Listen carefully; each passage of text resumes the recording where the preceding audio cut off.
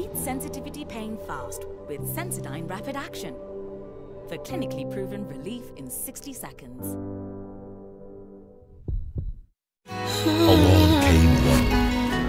It looks like Luciana is sticking her nose into things that are none of her business. This isn't the right time. He was always after me and everything was just going great. Until Marta got in the way, just as she did with your father. If there's anything that concerns my children, you have to tell me about it. Do you understand? Excuse me for interfering, but if Luciana didn't... But still, she doesn't have any right to keep from me anything that has to do with my children. Yes, but... I don't even want to think about how much trouble she's in. Luciana, the fact that I can't be with you doesn't mean that I can just forget everything I feel for you. Are you all right, Madam Lillian? Is anything wrong? It's nothing you can fix. Nobody has the cure for love problems. Along Came Love, in association with Blue Band Peanut Butter.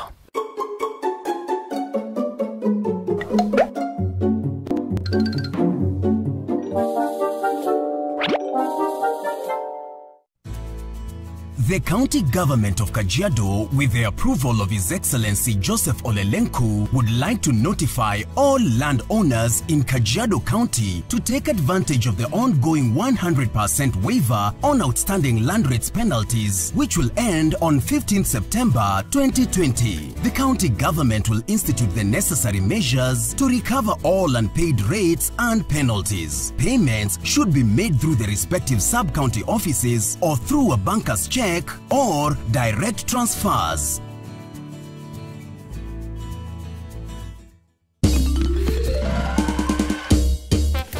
Sona moja imetengenezwa kwa njia spesheli ili kupambana na maumivu kwa haraka. Sona moja ina aspirin kama kiungo. Sona moja, kitulizo kamili. Maumivu yakizidi, pata ushauri wa daktari. Come over. Wacha nikupikie kisha Ramzi. Yes.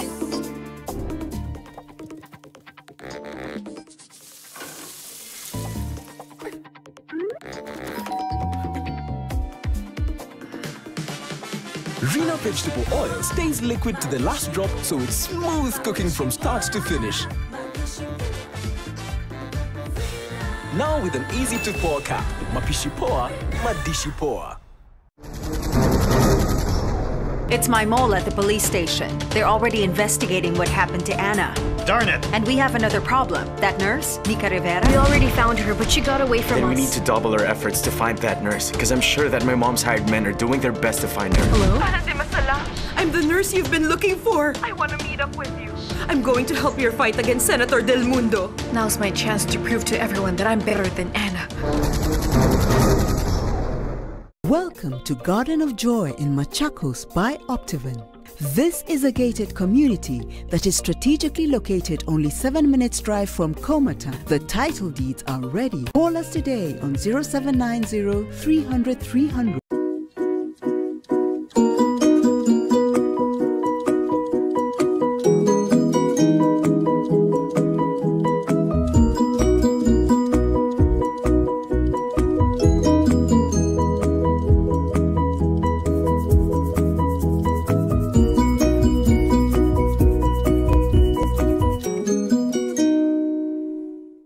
Mbolea za Mavuno Fertilizers zimetengenezwa mahususi kusaidia udongo na mimea. Zimetengenezwa kwa taaluma ya hali ya juu ya kisayansi. Zaidi ya wakulima 500,000 nchini wanaweza kupata mbolea hizi kwa bei nafuu. Zinapatikana katika maduka ya kuuza pembejeo kwa viwango vya kilo 1 hadi kilo 50. Wakulima ambao wametumia mbolea za Mavuno Fertilizers wamepata ongezeko la mazao yao kwa 30%. Wasiliana nasi leo kwa simu ili kujua mengi kuhusu namna mbolea za mavuno zinavyosaidia kuongeza uzalishaji chakula nchini.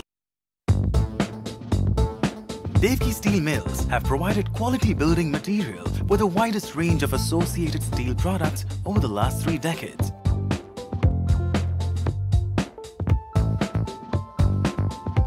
Look for the Devki mark on a widest selling reinforcement, twisted and TMT rebars, which are KBS certified and have the diamond mark of quality.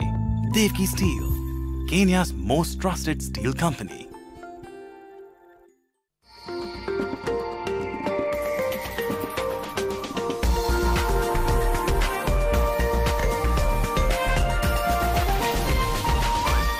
This is NTV.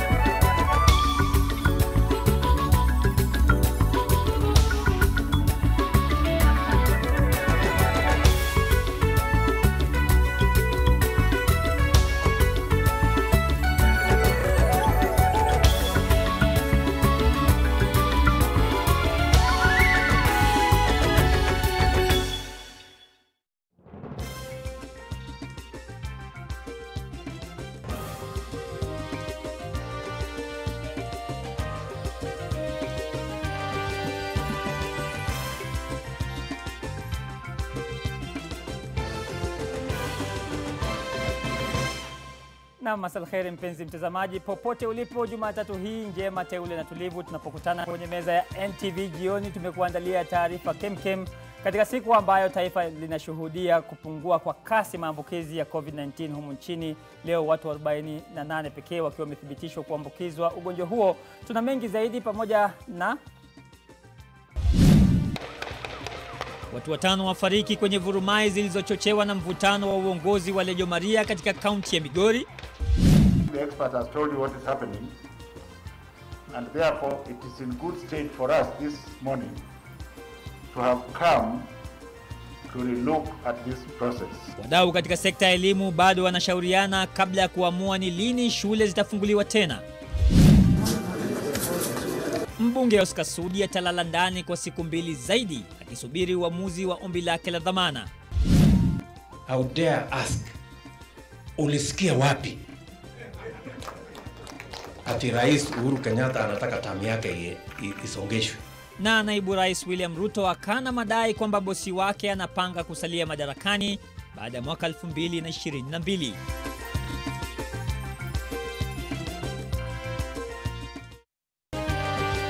Mbashara kutoka jumba la Nation. Hii ni NTV Jioni na Salim Swaleh. Naam, asante sana kwa kutuamini kama kitovu cha habari za kweli na uhakika. Nahodha katika upande wa pili wa studio kwenye lugha ya ishara ni David Agondoa. Mtazamaji, matangazo haya kadhalika unaweza kuyapata mubashara kabisa katika mitandao yetu yote ya kijamii @NTV Kenya. Na tukianza basi kwa taarifa za majonzi ni kwamba watu 5 ambao ni waumini wa madhehebu ya Lejo Maria wamepoteza maisha leo na wengine kadhaa wamejeruhiwa katika vurumai zilizoshuhudiwa katika kaunti ya Migori. Kiongozi mkuu wa Lejo Maria aliponea chupu huku waumini wakikabiliana na polisi kwa saa kadhaa. Na hiyo masampao na mengi zaidi. Vurugu zilitawala eneo la kanisa la Lejo Maria kule Migori siku ya mwisho ya sherehe ya ukumbusho wa mwanzilishi wa kanisa hilo, Melkio Ondeto. Vurumai zilianza baada ya kiongozi Raphael Adika na waumini wake kutoka Amoyo kuwasili katika makao makuu ya kanisa hilo kule Godkweru na kupokelewa kwa vita na waumini wa kanisa linaloongozwa na kiongozi Lawrence Kalul. Waumini hao walianza kupiga mawe msafara wa Raphael Adika na kuchoma gari moja na kuwajeruhi wale waliokuwa katika gari hilo. Tulikuwa katika sherehe hii kwa utulivu, tukashtuka kwamba kuna mrengo ambaye tuligawana nao mwaka 2009 ambao hatukuwa na wao hadi mpaka leo. Polisi walifika katika eneo hilo kuwatuliza waumini, ila kufika kwao kulisababisha vurugu zaidi. Waumini waliwashambulia polisi kwa mawe huku polisi nao wakijibu kwa risasi na vitoa machozi. Watu 5 wamepoteza maisha na wengine 2 wanauguzwa hospitalini. Tulishtuka kama maaskari wamekuja kwa wingi na wakaanza kurusha tear gas kwa Wakristo. Jambo ambalo imetupa shtuko sana. Watu wengi wamekimbia, wameanguka kwa majabali za mawe, wameumia. Hata risasi vile vile, tuna viganja vya risasi ambazo tunazo hapa. Vita hivi vinatokana na mvutano wa uongozi wa kanisa hilo kati ya viongozi hao 2, Raphael Adika na Lawrence Kalul. Aidha, vita vya uongozi wa kanisa hilo vimekuwa vikiendelea kwa muda sasa na vimewagawanya waumini kwa makundi mawili makuu. Nayoma Sampao, NTV.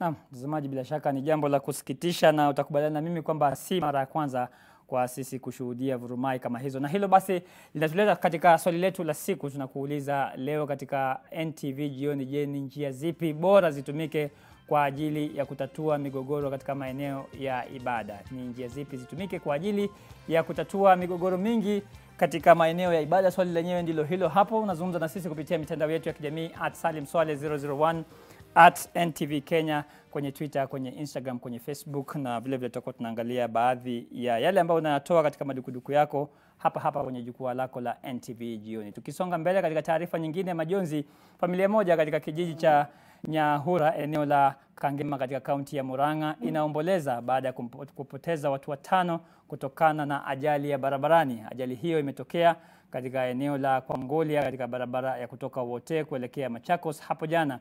Kulingana na taarifa ya mamake mmoja waliofariki ni kwamba walioaga dunia walikuwa wameandamana na mwanawe Michael Kang'ethe walipokuwa wamewazuru wakwe zao. Idara ya polisi imeanzisha uchunguzi kubaini kilichosababisha ajali hiyo. Na tuko na shida sana. Tunaomba serikali itusaidie na usaidizi wowote ndio hiyo msiba ikuje kwa hii boma. Hao waliokufa ni neighbor zangu na tulikuwa tunashirikiana nao sana, na wakati mimi nilisikia nilikuwa na hofu sana. Tuna mzigo mzito kwa sababu tunaliaga ni sanduku moja. Sasa angalieni masanduku 5. Na hapa NTV tunatoa mkono wa pole kwa familia iliyofikwa na msiba huo. Tukisonga mbele, mtazamaji, Wizara ya Elimu inajiandaa kuweka mikakati ya kufungua shule chini ya ushauri wa maafisa kutoka Wizara ya Afya. Hata hivyo, Waziri Magoha anasema kwamba siku kamili ya kurejea darasani bado haijafikiwa. Magoha ambaye alikutana na wadau katika sekta ya elimu leo amesema kwamba kabla ya wanafunzi kurejea shuleni kutafanyika mikutano kadhaa kuandaa taarifa ambayo baadaye itawasilishwa kwa Rais Uhuru Kenyatta. Mwandishi wetu Leila Muhammad alifika katika kikao hicho kilichofanyika katika taasisi ya KICD na kuandaa mengi. Mchakato wa kuamua iwapo ni salama kurejea shuleni au la umeanza Jumatatu hii. Wadau wa elimu walipokutana kuweka mikakati ya kupanga jinsi ya kurejea darasani bila kuhatarisha maisha ya kila mmoja anayehusika shuleni. The number of tests carried out has gone down to below 5%. It really is a reflection that the amount of community transmission we have has declined. And this is a good thing for us because it suggests then that we can begin to consider how much restrictions are lifted in different sectors. Hapo awali, wizara ilikuwa imetangaza kwamba mwaka wa elimu wa 2020 umeathirika pakubwa, na basi shughuli muhimu kama mitihani ya kitaifa ikaahirishwa hadi mwakani. And in order for us to prepare a presentation to present to the bigger stakeholders meeting which will take place sometime next week, either before or on the 25th. Na japo idadi ya maambukizi kwa sasa inashuka kwa kiwango kikubwa, wadau wa elimu wamesisitiza kuwa kauli haitokatwa hadi majadiliano ya kina na kutolewa ushahidi wa kisayansi kwamba virusi vya corona havina tishio kubwa kama ilivyokuwa mwezi Machi. At that time we were spiking into between 4 to 6 to 700.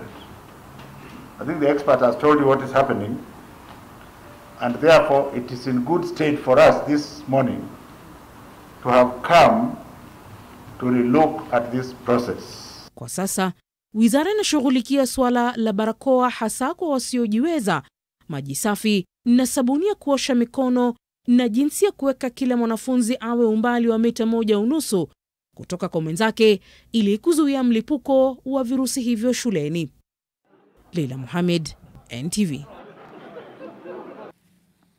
Asante sana Leila Muhammad, na bila shaka wazazi tunasubiri kwa hamu kusikia mwelekeo wa serikali ni upi katika kadhia hiyo. Tukisonga mbele na tuingie sasa katika masuala ya siasa, ni kwamba naibu Rais William Ruto amekemea wale anaodai kwamba wamedai Rais Uhuru Kenyatta ana nia ya kusalia madarakani baada ya muhula wake wa pili na wa mwisho kukamilika mwaka 2022. Akizungumza nyumbani kwake mtaani Karen hapa jijini Nairobi, naibu rais amesema wanaoeneza uvumi huo wanalenga kumsawiri kiongozi wa nchi kama mtu mwenye ulafi wa madaraka na adui wa demokrasia. My boss, President Uhuru Kenyatta, is a Democrat. I don't think President Uhuru Kenyatta has told anybody that he wants his term extended. So where are these people finding all this? I would dare ask, ulisikia wapi? Ati Rais Uhuru Kenyatta anataka term yake isongeshwe. Wewe ambaye unatupatia hiyo story, ulisikia wapi? Wewe ulisikia wapi? Haya ndio kauli hiyo ya naibu rais Uhuru Kenyatta. Mbunge wa Kapseret Oscar Sudi atasalia rumande kwa siku 2 zaidi akisubiri kujua hatma ya ombi lake la dhamana na vile vile kesi yake itakaposikizwa tena. Mbunge huyo alifikishwa mbele ya hakimu mkuu wa mahakama ya Nakuru Josephat Kalo, huku upande wa mashtaka ukitaka asalia rumande kwa siku 14 kuchunguza madai ya uchochezi dhidi yake. Sudi alikamatwa jana, alijisalimisha jana kwa polisi katika eneo la Eldoret huko, na baadaye kisha akasafirishwa kwa helikopta ya polisi hadi katika mji huo Nakuru alikozuiliwa na leo kufikishwa mahakamani.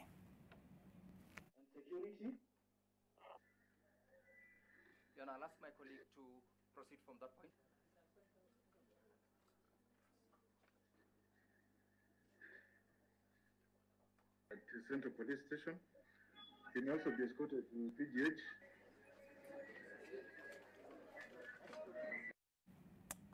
Semaji taarifa hii tunaleta karibu kila mwezi, na mimi wanawaambia wenzangu ambao tunatumia baskili na nduthi. Nduthi kidogo inawahusu, lakini wa baskili kidogo tukae kando. Wahudumu wa magari na wahudumu wa viwanda wanaotegemea mafuta kwa ajili ya shughuli zao za kila siku watalazimika kulipa zaidi kupata mafuta hayo baada ya bei yake kupanda. Kwa mujibu wa mamlaka ya kutathmini bei ya mafuta nchini EPRA, sasa bei ya petroli imeongezeka kwa shilingi 1 na senti 48 kwa lita.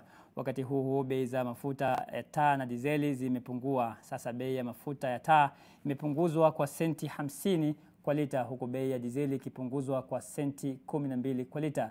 Bei hizi mpya zitaanza kutekelezwa leo saa 6 usiku.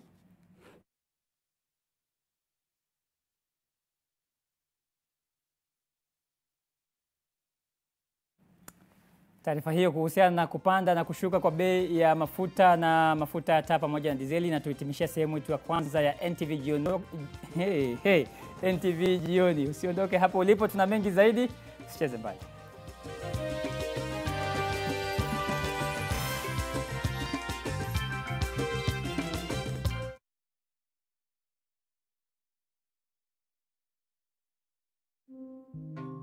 Lifebuoy is the world's first to report its sanitizers over 99.9% effective against the COVID-19 coronavirus. Keep using Lifebuoy or any sanitizer with at least 60% alcohol. Stay safe.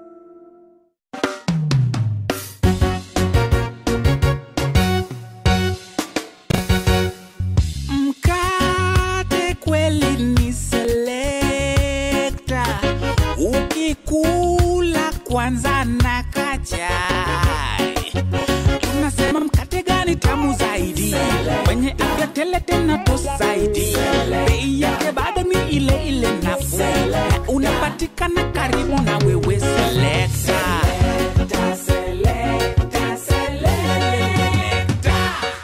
Mkate ni Selector. And now, Selector comes with free zesta jam for a limited period of time.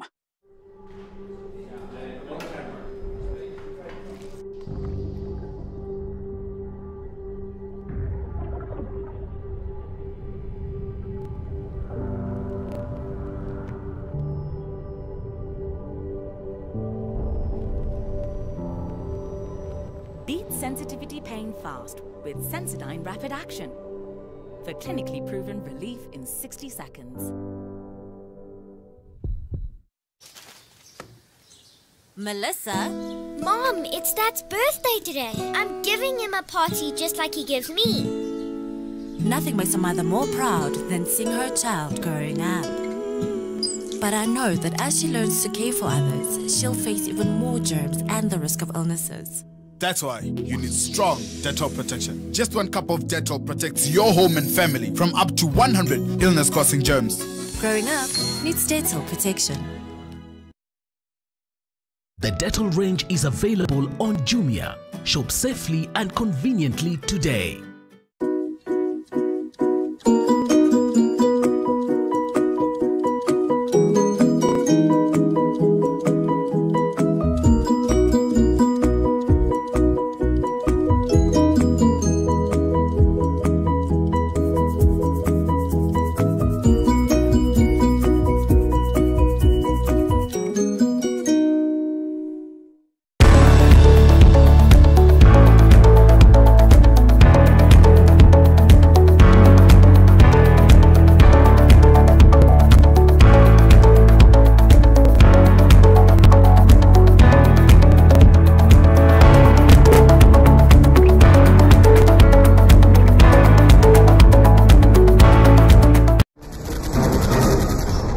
It's my mole at the police station. They're already investigating what happened to Anna.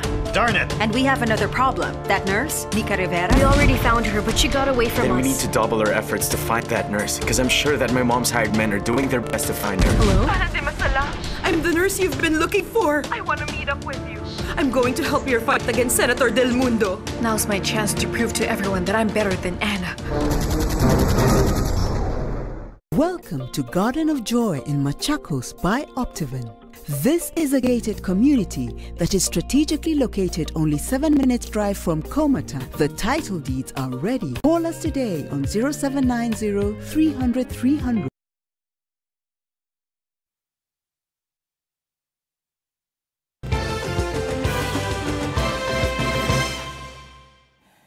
Naam, karibu tena mtazamaji, tuendelee na taarifa za NTV jioni. Utakubaliana na mimi kwamba kila mwaka maelfu ya Wakenya hufuzu kwa shahada mbalimbali katika vyuo vikuu, lakini wengi husalia bila ajira kwa muda mrefu, huku baadhi wakilazimika kufanya vibarua na kazi nyinginezo za sulubu ambazo haziambatani kabisa na kile ambacho walisomea.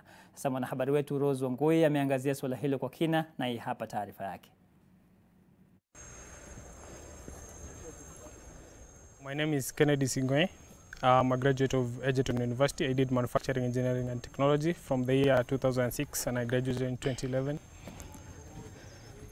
I got an internship to work with an NGO for a short period of time, and then after the internship it has really been difficult to get a job that is really sustainable.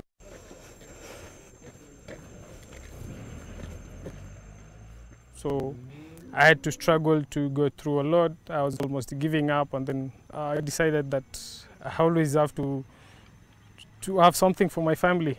So I started doing manual jobs, construction jobs, kazi ya mjengo, kazi ya mkono. That's what I've been doing for some time now. I always receive notifications on email every day. I apply for these jobs. I've gone for several interviews, but I've never really gotten positive feedback.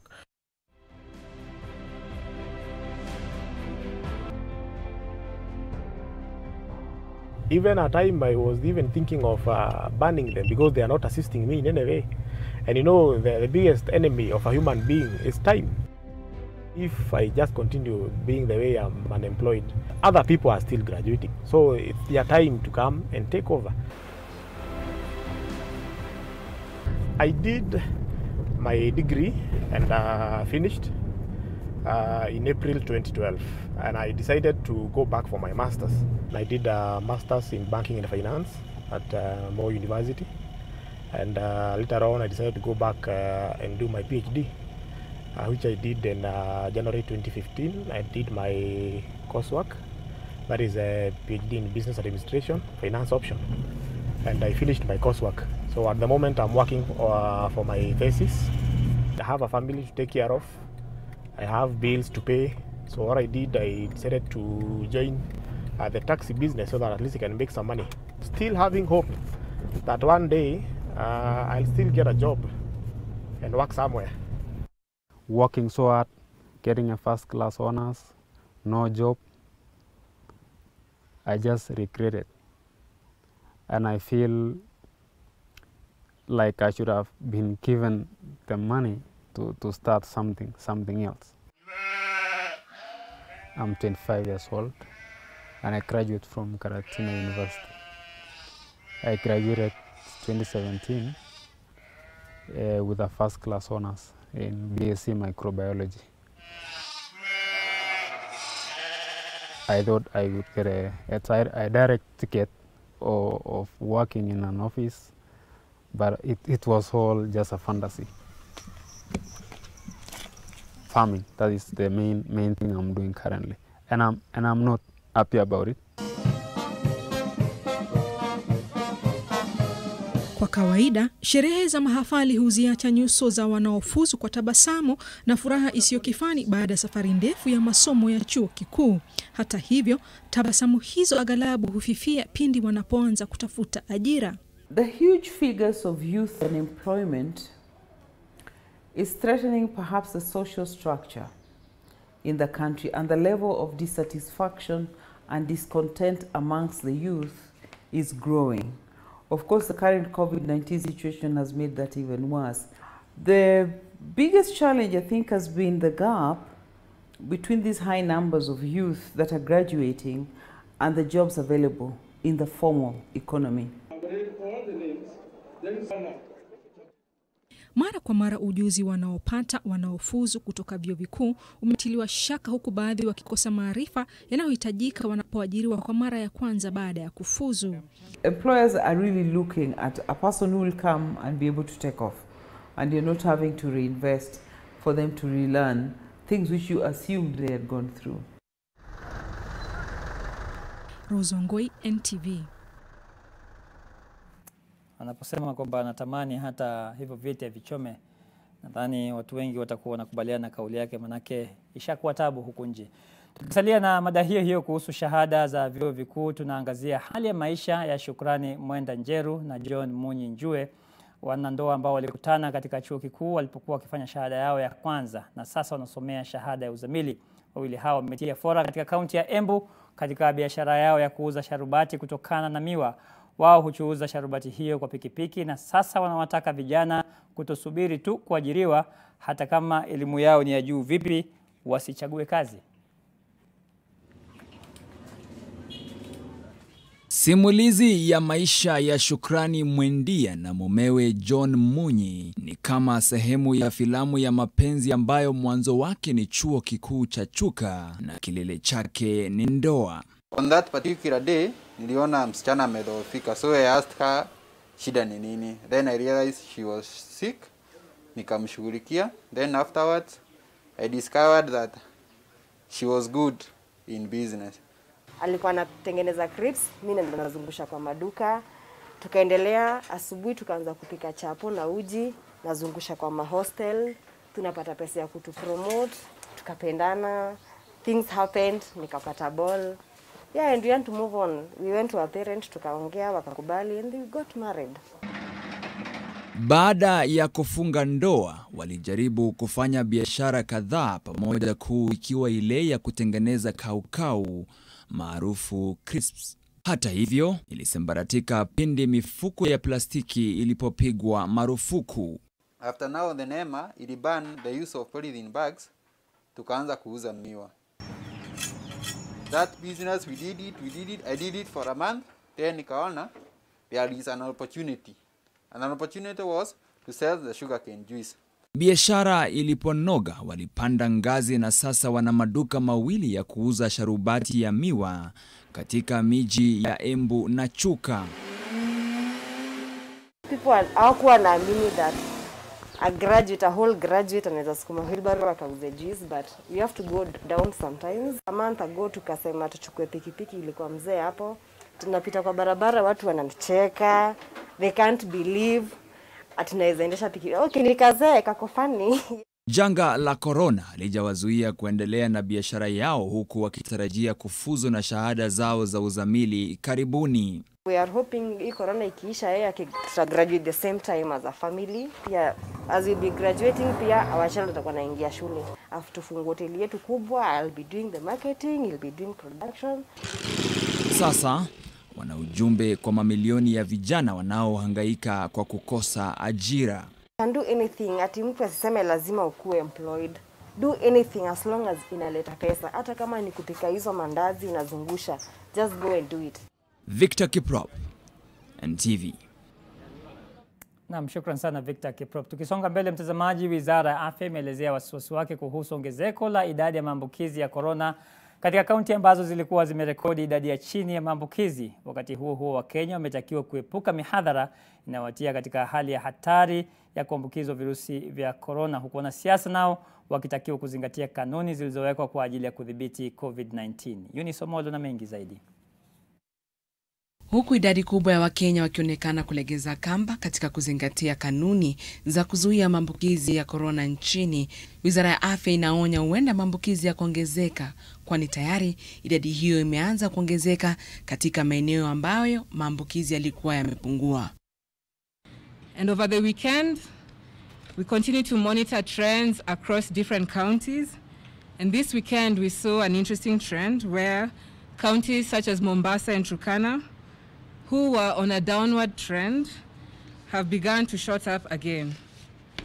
And it becomes important, therefore, to highlight to you, while this might seem like a surge, we have set up teams to be able to closely monitor this situation as it unfolds. Wanasiasa wamekuwa mstari wa mbele kuvunja kanuni za kudhibiti corona, huku wakiandaa mihadhara inayovutia halaiki ya wananchi bila kujali hatari ya maambukizi.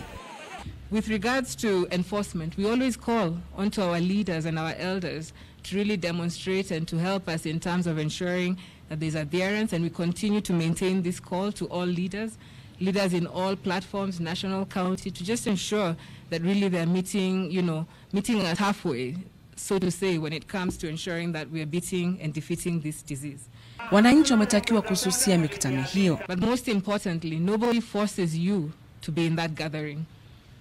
Nobody forces you to be able to congregate into a group. Remember, personal responsibility is absolutely crucial.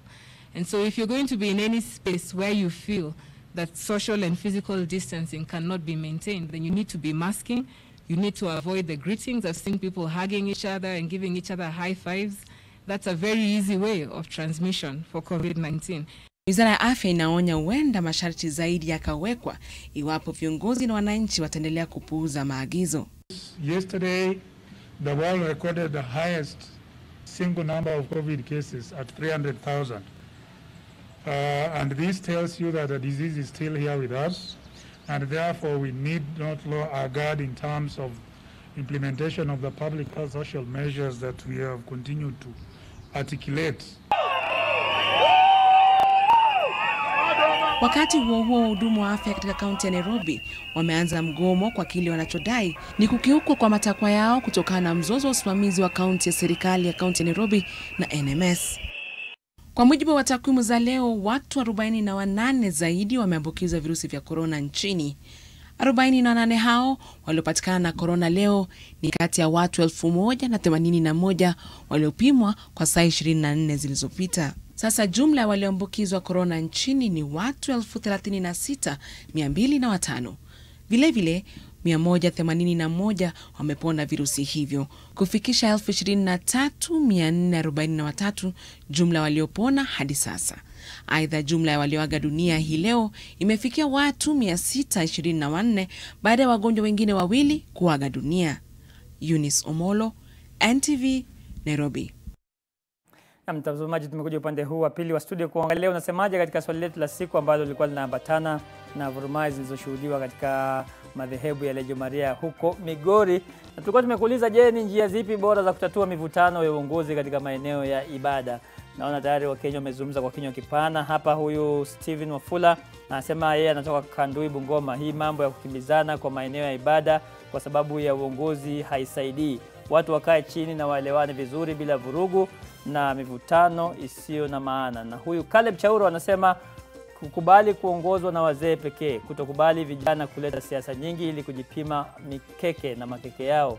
Kisha maombi ni muhimu. Na mwisho kabisa hapa nina huyu ambaye ni Zolo Jones anasema tumuombe Mola atupe umaarufu kamili ya kuwateua viongozi kwa madhehebu. Natumai anatarajia ama anakusudia kusema Mola atupe busara zaidi. Ndivyo mambo yalivyo hapa. Endelea kuzungumza nasi @Salim Swaleh 001 kwenye Twitter na vile vile kwenye Instagram, na kwenye Facebook ni Salim Swaleh, au zungumza na sisi @NTV Kenya kwenye Twitter, Facebook na vile vile kwenye Instagram. Tutakuwa tunaangalia baadhi ya maoni yako baadaye kidogo. Mimi napata mapumziko mafupi, nikirudi tutakuwa na mengi zaidi katika ulingo wa sport. Naona Yoshua Makori ameshajaja studioni.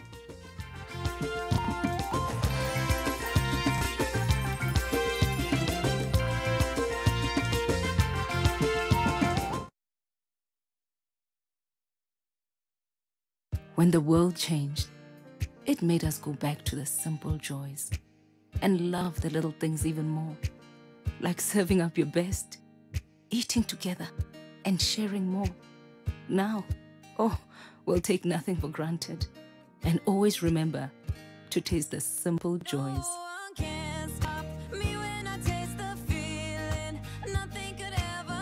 Coca-Cola, taste the simple joys. So vile nasema, wacha nikubatie statistics. Niko na gamia 1500. Tunakuwa drapo gamia na kuwa 6000. 2000 natengeneza leather, natengeneza viatu, wallet, kibeti, nauza hapa, na batia wewe 50%. Wacha niweke credit nikupigie. Namna gani wewe? Hii mambo ya kuishiwa na credit kila saa. Come on. Nunua hiyo simu ya Vodafone. Calling fiber to fiber is 0 shillings per minute. And it is not expensive. Only 2,999 Kenya shillings. Alo hali wali wa. Hata fadhali hiyo credit ikae ninunue simu basi. Faibika leo na Vodafone for only 2,999 Kenya shillings. It will always be free to call fiber to fiber. Moi University would like to inform all first years that online registration and orientation for the first years 2020 and 2021 class is ongoing. Visit www.firstyears.mu.ac.ke to register. Online classes will begin on Monday 21st September 2020. Qualified candidates are also informed that online application for the September 2020 and January 2021 intakes in our various degree, postgraduate and diploma programs is ongoing. Apply now. Visit our website www.mu.ac.ke and click on the admissions link to select your desired course and follow the guidelines to complete application. For more inquiries, contact us on 0790-940508 or admissions@mu.ac.ke. Moi University, the foundation of knowledge. New Blue Band peanut butter. Made with 100% pure peanuts and a good source of omega-6. Grow healthy and happy kids with New Blue Band peanut butter. In Kenya, 1 in 2 children suffer from cavities. Brushing with Pepsodent removes bacteria and repairs tiny holes before they become cavities. Because every smile matters. Wakenya, hii fight hatukuchagua, lakini tuko na choice. Tuchague kujilinda. Tuchague kuprotect familia zetu. Tuchague usafi. Kuosha mikono. Kuosha manyumba zetu. Ndio tulinde watoto wetu. Na tuvae mask. Future yetu iko mikononi mwetu. Kenya, let's do it for the ones we love. The Dettol range is available on Jumia. Shop safely and conveniently today. Mbashara kutoka jumba la Nation. Hii ni NTV Jioni na Salim Swaleh. Karibu tena mtazamaji, tuendelee na sehemu ya 3 ya NTV Jioni. Na gavana wa kaunti ya Garissa Ali Korane leo amehojiwa na tume ya kupambana na ufisadi EACC kwa madai ya matumizi mabaya ya fedha katika kaunti hiyo. Korane ambaye anadaiwa kufuja zaidi ya shilingi milioni 230 zilizotengwa kwa ajili ya maendeleo ya miundo msingi katika kaunti yake alifikishwa katika mahakama, lakini kesi hiyo sasa itasikizwa tena hapo kesho. Na kama anavyoripoti mwanahabari wetu Zainab Ismail, safari ya Korane kutoka EACC hadi mahakamani iligubikwa na sarakasi chungu nzima, yeye mwenyewe akisukumwa na kuanguka alipokuwa akipiga picha. Gavana wa Garissa Ali Korane aliwasili katika afisi za EACC asubuhi hii mwendo wa saa 12 akiandamana na wafuasi wake kutoka kaunti hiyo. Lakini kizaazaa kilizuka wakati gavana huyo alipokuwa anapelekwa mahakamani kujibu mashtaka. Wafuasi wake wakileta vurugu nje ya afisi hizo za EACC. Wengine wao wakijaribu kuzuia wanahabari kumpiga picha gavana. Lakini kesi hiyo haikung'oa nanga kwa vile hakimu aliyestahili kusikiza mashtaka alikuwa anasikiza kesi nyingine. Mkurugenzi wa mashtaka ya umma Nuruddin Haji siku ya Alhamisi aliamuru kukamatwa na kushtakiwa kwa gavana huyo pamoja na maafisa wengine 4 wa serikali ya Garissa kwa tuhuma ya ubadhirifu wa shilingi milioni 233 zilizotolewa na Benki ya Dunia kama ruzuku kwa kaunti hiyo. Korani sasa anatarajiwa kufikishwa mahakamani hapo kesho saa 2 asubuhi. Vile vile gavana wa Nairobi Mike Sonko amekanusha mashtaka ya utumizi mbaya wa mamlaka yake mbele ya hakimu Douglas Ogoti. Ogoti aliamuru gavana Sonko kufika kotini kujibu mashtaka mapya ya utumizi mbaya wa ofisi yake. Mashahidi 3 wametoa ushahidi wao kisiri ili kuwalinda dhidi ya hujuma zozote. Sonko anadaiwa kushirikiana na kampuni ya ROG Security Limited pamoja na Anthony Ombok katika ufisadi wa shilingi milioni 10. Zainab Ismail, NTV. Tugawane ni twiga ama ni twiga? Leo mimi nakwambia ulimi umekataa kabisa, unasema ulimi hauna mfupa. Kumradhi. Twiga wanne wanakabiliwa na hatari ya kufa maji kwa kuzama baada ya shughuli ya kuokoa walipozingirwa na maji ya Ziwa Baringo kuahirishwa kwa mara nyingine tena. Maafisa wa kulinda wanyamapori wanaopaswa kuendesha operesheni ya kuokoa twiga hao wanasema wanakabiliwa na changamoto chungu nzima. Ukiwaona twiga hawa wakifurahia malisho hapa katika hifadhi hii ya Lonkicharo katika Ziwa Baringo, utadhani kuwa mambo yote ni shwari, lakini sivyo. Twiga hawa wa jamii inayofahamika kama Rothschild wanakabiliwa na hatari ya kufa maji, kwani walizingirwa na maji ya Ziwa Baringo ambayo kiwango chake kinaongezeka kila uchao. Lakini saa hii tunaona maji imekuja sasa mpaka ile distance sasa ambayo ya milima imechukuliwa sana na maji ambayo sasa imebaki mali kidogo ambayo hatujui kama ikinyesha kuendelea kunyesha namna hii, hatujui kama itasamaliza mwaka ama itakuwa namna gani. Twiga hawa hawako peke yao katika hatari hii ya kuzama, bali pia kuna swara na paa wanaokodolea macho mauti. Maafisa wa kulinda wanyamapori hapa wamelazimika kutumia mashua kumpelekea chakula twiga aliyefungiwa kabisa na maji haya peke yake na aliye kwenye hatari zaidi ya kuzama. Twiga huyu alitengana na wenzake wakati wa mvua kubwa ilionyesha majuzi na hakuweza kuhamia sehemu za miinuko kwa wakati ufaao. Tunaona tu hiyo ako na changamoto sana kwa sababu ni yeye peke yake anazunguka mchana yote usiku yote, hakuna rafiki yake mwingine ambaye anasaona. Mafuriko haya ni msiba wa pili kwa twiga hawa, kwani jamii hii ya twiga inakabiliwa na hatari ya kuangamia kwani inalengwa sana na wawindaji haramu. Mara kwa mara shughuli ya kuwahamisha twiga hawa imeahirishwa, huku maafisa husika wakisema ugumu wa kuwafikia na kuwasafirisha wanyama hawa ndiyo changamoto kuu. Iwapo hatua za dharura hazitachukuliwa, basi twiga hao 8, paa na swara waliozingirwa na maji watazama. Daniel Mule, NTV. Daniel Mule anatoka hapo na Kaltun Jama anaingia na mengi zaidi katika matukio majimboni. Wakazi wa eneo bunge la Laikipia Magharibi wanaishi kwa hofu kufuatia uvamizi wa mara kwa mara na wizi wa mifugo katika eneo hilo, kiomba serikali kuweka polisi wa akiba kutuliza hali.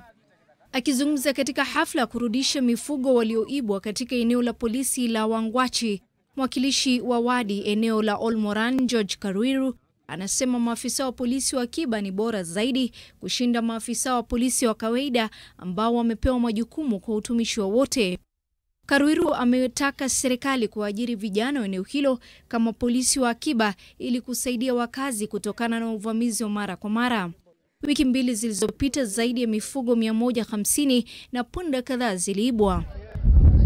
Jamii zinazoishi karibu na mbuga wanyama ya Nairobi zimeandaa maandamano ya amani ya mpango wa kuweka uzio kuzingira ardhi ya umma. Kulingana na shirika la wanyamapori KWS, uzio huo umewekwa kulinda kipande hicho cha ardhi kinachomilikiwa na mbuga ya Nairobi. Wakazi sasa wameomba Rais Uhuru Kenyatta kuingilia kati kusuluhisha mzozo uliopo kuhusu ardhi hiyo. Jamii hiyo inasema maafisa wa KWS wametumia nguvu kuweka uzio huo katika kipande hicho cha ardhi ya ekari 2000 ambapo wakazi walikuwa wanatumia kwa ajili ya malisho kwa mifugo wao. Wakazi wa Gede, eneo bunge la Ganze, kaunti ya Kilifi, wamelalamikia kile wanachodai ni njama ya kampuni ya Kilifi Ranch kutaka kuwalaghai kipande chao cha ardhi. Wakazi wenye ghadhabu waliondoa mifugo wa kampuni hiyo ya Magram wakitaka kampuni hiyo kuweka upya mkataba na wakazi bila ukiukaji wa haki zao. Kamanda wa Ganze Timothy Mwasia amesema maafisa wa polisi wametumwa eneo hilo kutuliza hali. Wafanyabiashara eneo la Ngarariga, kaunti ya Kiambu, wamehamia kituo cha magari cha Ngarariga katika barabara kuu ya Nairobi Nakuru kwa kile wanadai ni kutokana na barabara mbovu katika eneo hilo. Wafanyabiashara hao wamesema watarejea katika soko la Ngarariga iwapo barabara hiyo ya kilomita 3.5 itakarabatiwa. Wakazi hao wameelezea hasara kubwa wanayopata kutokana na hali mbaya barabara hiyo. Kaltun Jama, NTV. Kaltun Jama na alikunja jamvi katika sehemu yetu ya 3 ya NTV jioni, na naona tayari Yoshua Makori ameshajaja studioni. Makori, na mengi najua katika kapu la spoti. Kuna mambo kadhaa Salim, yakiwemo kwamba itakuwa ni weekend nzito. Tarehe 3 na 4 hapa NTV. Sababu mashindano mabara moja kwa moja kutoka Nyayo Jumamosi. Jumapili tunamkia London Marathon. Sasa usiandikie mate na wino upo. Na leo uteremke vizuri, manake mimi ulimi umenikataa kabisa. Mimi nitatumia mate kuteleza, kwa hiyo kanda ulipo.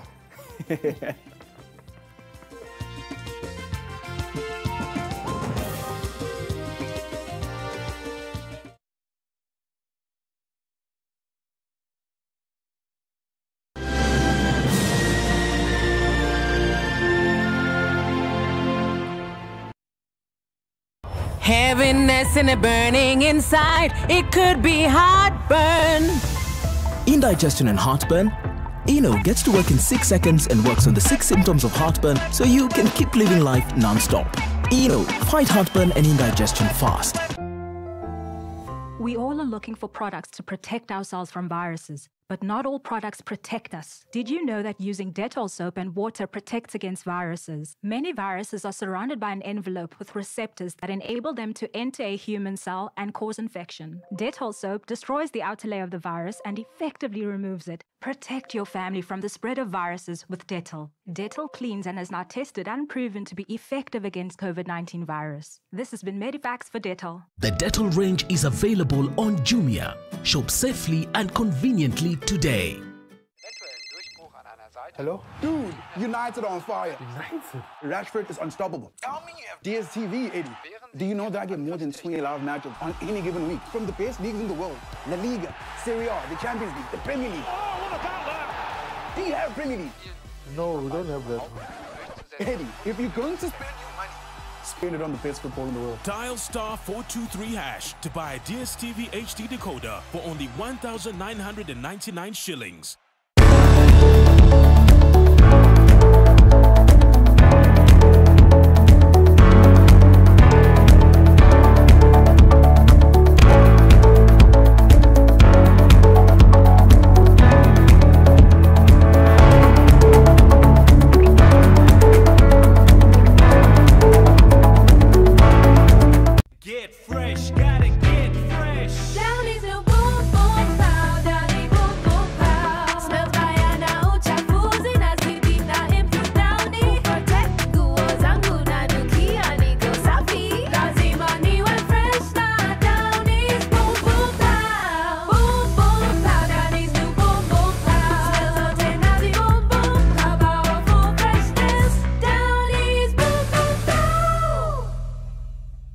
In Kenya, 1 in 2 children suffer from cavities.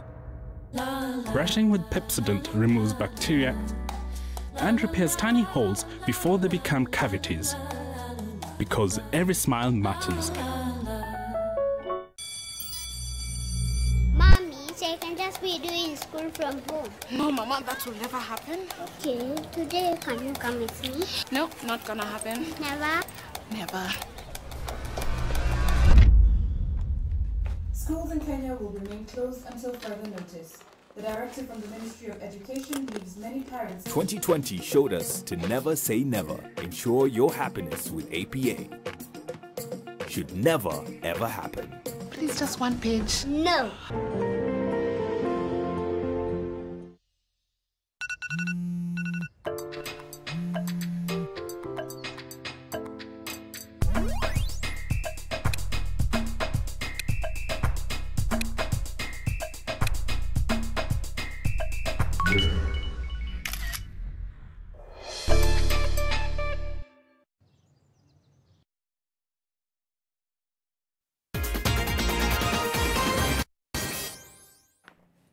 Chambilecho Jacob Isia kaza Deluga tuende viwanjani haraka upesi ni Yoshua Makori. Wanariadha wanaokuongoza mwendo katika mashindano yeyote ya marathon ni muhimu sana. Hii leo mwanamchezo wetu Steve Gater anamwangazia Victor Chumo ambaye ataongoza na kuchochea kasi katika makala ya mwaka huu ya London Marathon.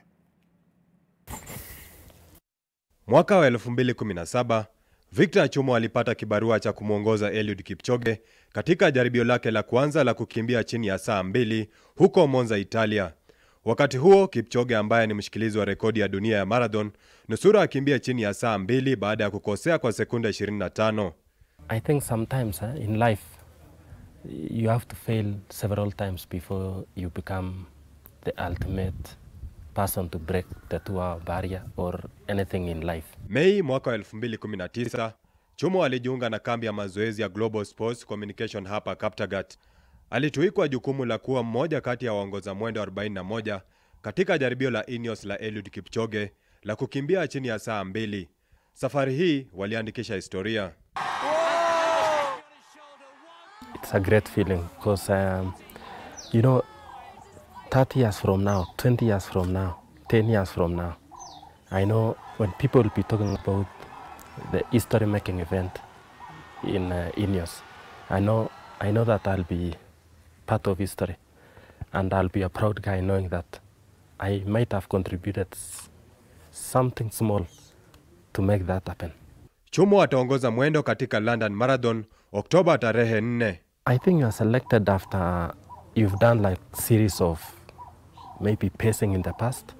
If you are the best in pacing previously, then you become the perfect candidate for this job.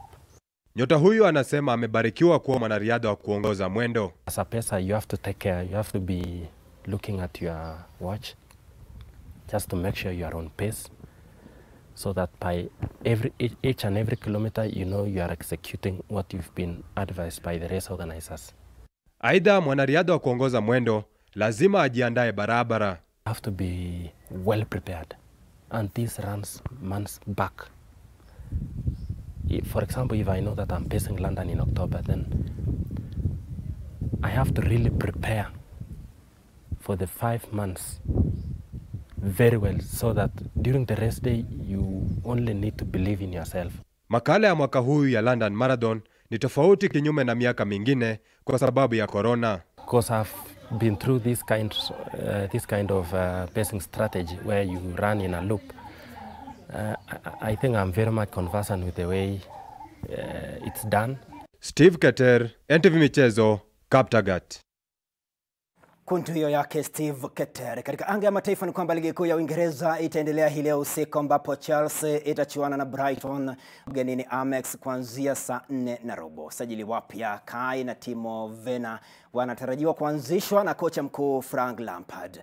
Hakim Ziyech na Ben Chilwell wangali majeruhi huku Thiago Silva akiwa hayuko katika ubora wake. Christian Pulisic na Cesar Azpilicueta wamepona majeraha. Wakati huo huo, sajili mpya wa Brighton Adam Lallana anatumai kuanza mechi yake ya kwanza tangu Disemba mwaka 2019. Kwingineko, Sheffield United itapambana na Wolverhampton Wanderers nyumbani Bramall Lane.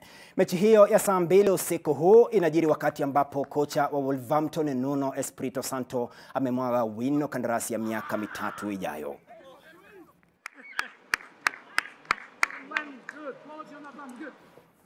Kutoka England hadi Hispania na ni kwamba Valencia ilitoka nyuma mara 2 na kuishinda Levante mabao 4-2 Katika mechi yao ya kwanza ya kuwania ubingwa ligi kuu ya Hispania La Liga uwanjani Mestalla, Jose Luis Morales aliweka Levante kifua mbele katika dakika ya kwanza kabla ya Gabriel Paulista kukomboa dakika ya 12. Morales alirejesha Levante uongozini dakika 36.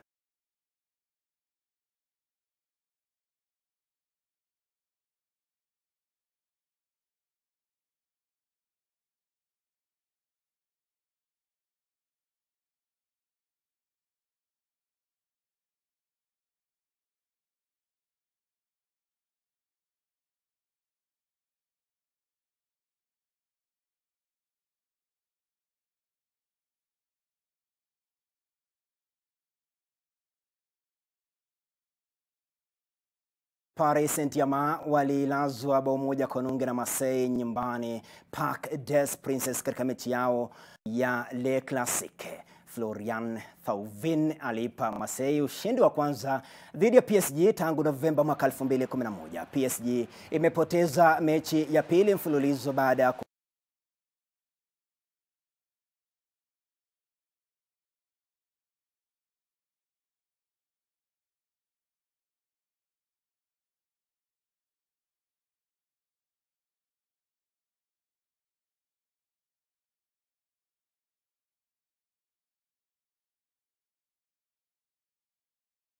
hadi Marekani sasa, na ni kwamba Dominic Thiem wa Austria alinyakua taji lake la kwanza la Grand Slam katika mchuano wa US Open uliotamatika uwanjani Arthur Ashe nchini Marekani. Thiem mwenye umri wa miaka 27 alimshinda Alexander Zverev wa Ujerumani na mwenye umri wa miaka 23 kwa seti za 2-6, 4-6, 6-4, 6-3 na 7-6.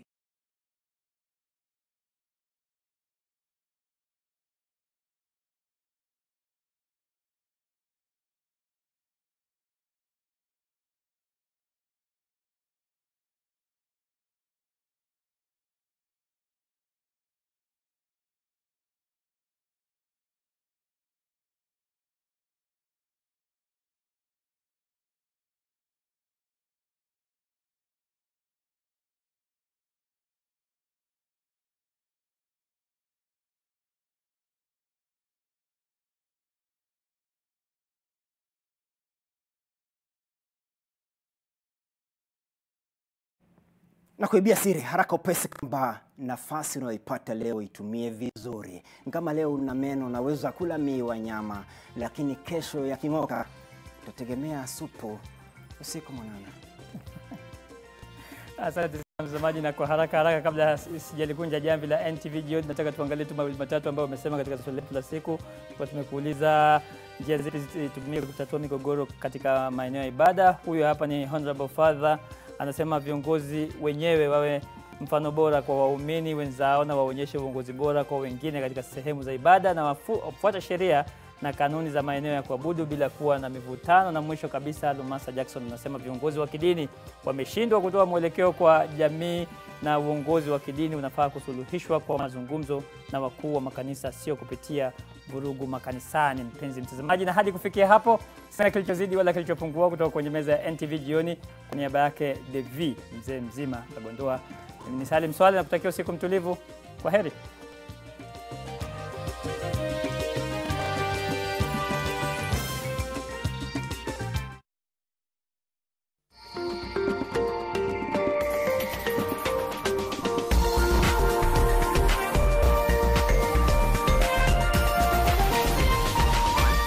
This is NTV.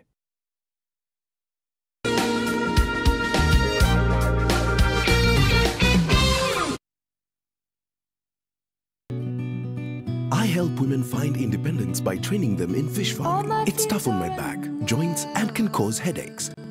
Panadol Extra relieves multiple types of pain. If symptoms persist, seek medical advice. I'm experienced now, professional. I done wrestled with an alligator. I done tussled with a whale. I done handcuffed lightning, throw thunder in jail. This is the game that's going to be remembered as the Lionel Messi match. Last week, I murdered a rock. Brilliant. injured a stone, hospitalize a brick. I'm so mean, I make medicine sick.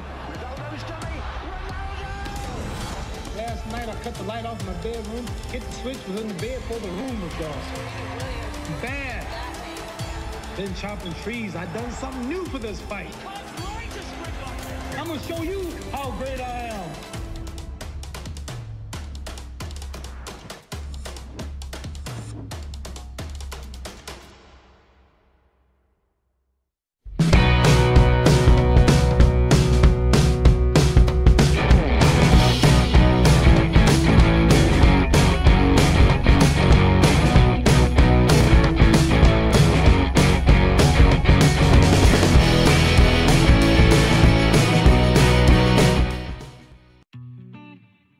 Sky is a sisterhood of teen girls from across Kenya. We are all about being true to ourselves and what we believe in. From fashion and music to school and our friends, we celebrate the things we love and support each other in the sisterhood. You can be a Sky Girl too. Just go to skygirlske.com and take the pledge. Follow up on Instagram and Facebook at skygirlske.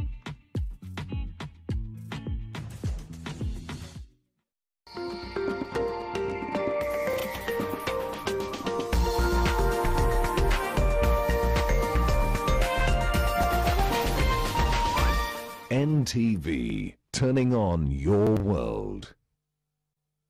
The following program has been rated GE. It is therefore suitable for general family viewing.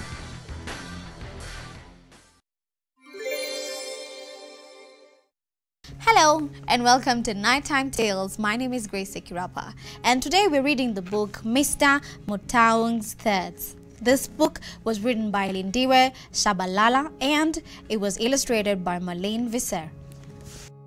It is break time at Siafunda Primary School. Nomsa, Zabu and Zodwa have just sat down in the shade to enjoy their lunch. Today, Nomsa and Zodwa brought food from home, but Jabu is eating a quota from Mr. Mhinze's shop. This cheese is creamy. Mr. Mhinze's quota are the best, exclaims Jabu, licking his fingers. Tebogo is sitting nearby and overhears Jabu. He can't believe his ears. Tebogo asks, "Did you just say there's cheese on Mhinze's quarters? Did you say Mhinze's quarters are the best? Are you joking?" "Huh? You don't know Mr. Mhinze's? He's changed his ways, and this quarter speaks for itself," says Jabu, pointing at his quota. The quota is stuffed with chips, polony, and acha, and covered in creamy melting cheese. Tebogo is impressed, and just then, Selo arrives with his lunch and Tebogo says to his friend, "Hey Selo, look at this quota." Jabu notices Selo's face and asks, "Why are you so serious?" Selo puts his quota on the bench next to Jabu's quota. "I got my quota from Mr. Motaung. The quotas are equal in size, but mine has less filling." "Yes," says Nomsa. "That's exactly why so many kids are buying from Mr. Mhinze's shop now." "So, Mr. Mhinze is a changed man? He used to slice one loaf of bread into 5 parts to make his quarters," says Tebogo. "Huh?" replies Nomsa. "That's not a quarter at all." "Why was it not a quarter?" asks Selo. "Ha, Selo?" laughs Nomsa. "Don't you remember what our teacher taught us about fractions? Cutting one loaf of bread into 5 equal pieces does not give us quarters, it gives us feets." Selo thinks. Then he says, "I remember. Each part of a whole divided into 5 equal parts is 1/5 of the whole. Each part of a whole divided into 4 equal pieces is quarter of the whole." Zodwa interrupts. "But hey guys, what is going on with Mr. Motaung's quarters? They are a quarter of a loaf, but they contain less than Mr. Mhinze's quarters." Jabu frowns, says to the group, "If Mr. Motaung is having problems and goes out of business, then Mhinze will have no competition. What if Mhinze gets greedy and goes back to his bad old ways?" A few days later, Mr. Motaung is getting ready to sell lunch at break time, and he is worried. Lately, fewer and fewer learners are buying from him, and Mr. Motaung asks himself, "Why are they all flocking to Mhinze? I thought we were selling the same quota at the same price." Jabu, on his way from Mr. Mkhize's shop, passes by Mr. Motown's shop. He calls the boy over. Hey Jabu, how are you? Mr. Motown's eyes are not on Jabu, but on the quota Jabu is carrying. He smiles when he realizes that the quota has got more chips, more cheese, more polony, and more acha than his quotas. The next time Nomsa and Zodwa are buying quotas, Mkhize gives him a gift. He says, wait a minute, I've got a surprise for you. And soon, I'll be selling food at my shop. So here are some sweet juicy apples to try for free, and please share with your friends. The girls are delighted. Thank you, Mr. Mkhize, they say at the same time. They decide to share their apples with Jabu, Tebogo, and Selo and go find them in the yard. Zodwa tells the boys, Mr. Mkhize gave us these apples to share. He wants to sell them at his shop. So Nomsa puts the apples on the bench so that they can all count them. Well, says Tebogo, we can each have an equal number of apples, but there's one apple left over. Let's cut that remaining apple into 3 equal parts, suggests Jabu. What are 3 equal parts called? Mutters Nomsa to herself. Thirds. Cut the apple into thirds, says Selo proudly. No, let's give that leftover apple to our maths teacher, says Zodwa. The friends agree, and it's a good suggestion to give the apple to Mrs. Nkosi after the break. The next week, Jabu and Nomsa are waiting for Zodwa at break. Look, Motown is back in business, she says. Zodwa puts her quota on the bench, and the 3 of them compare the quotas. Wow, says Jabu, that quota is bigger than a quarter. And look at all those chips. I bet this costs a lot extra, asks Nomsa suspiciously. After the break, as they head back to class, Zodwa takes a friend to read the notice board outside Mr. Motown's shop. Jabu and Nomsa can't believe their eyes when they read the sign. Get your supersized quarter third, only 3 rand more. A third of a loaf with extra chips and extra sauce with polony or cheese. And that is the end of our beautiful story. So what we learned today is we've learned about fractions, but also most importantly, we've learned about honesty. Thank you so much for staying with us and for watching today's show. See you next time, and until then, good night and bye-bye.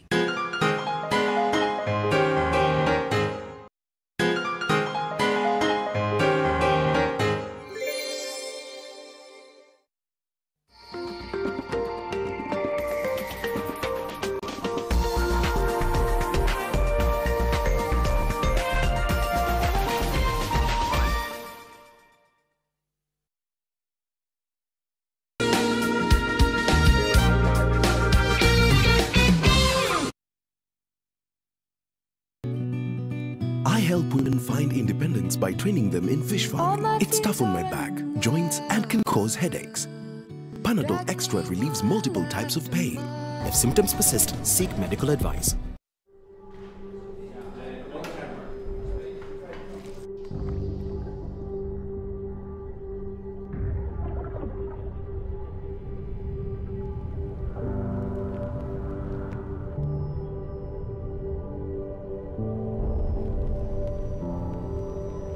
Beat sensitivity pain fast with Sensodyne Rapid Action for clinically proven relief in 60 seconds.